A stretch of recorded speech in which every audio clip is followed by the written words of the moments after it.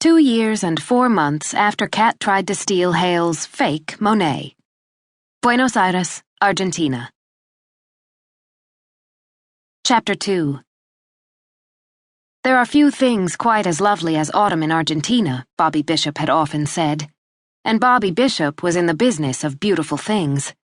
That was why he had taught his daughter Kat how to spot a forgery and scale a fence. It was his voice that was in her ear every time she had to find the blind spots of a surveillance camera or squeeze into a dumbwaiter while reminding herself that claustrophobia is for sissies. So it was almost impossible for Kat not to see the world through her father's eyes. Where would he go?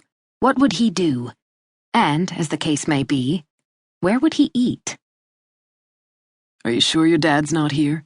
Hale asked as they stepped into the elevator and he pushed the button for the 87th floor. "I'm sure," Kat said. "Because going to a romantic restaurant with my girlfriend is going to be seriously awkward if her dad is here." "First, my father isn't here. He's in Bulgaria, I think." Kat furrowed her brow and pondered for a moment before her mind returned to more pressing matters. "Secondly," she started, then seemed to think better of it.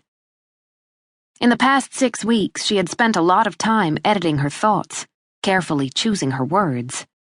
Laser grids Kat could handle, but there was a special sort of danger that could lie inside a word like girlfriend, so Kat looked at their reflection on the wall of the glossy elevator compartment and tried to steady her voice. "Secondly, I'm hungry."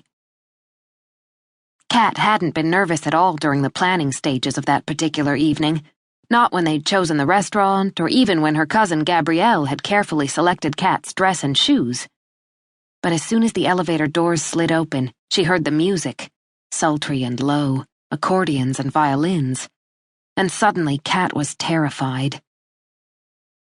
In the restaurant, tangoing couples circled past, and the look in Hale's eyes was especially mischievous when he told her, "Oh, I see. You brought me here so you can have your way with me on the dance floor." "No." Kat pointed past the dancing couples to the solid wall of windows that wrapped around the room. "I brought you here for the view." Over 15 million people live in Buenos Aires, and there, on the top floor of the city's tallest building, Kat felt like she could see them all. The restaurant sat on a platform that was built to revolve, slowly moving clockwise past lights and skyscrapers, old historic buildings and illuminated squares. Kat knew it would take exactly 1 hour for the restaurant to make a full revolution.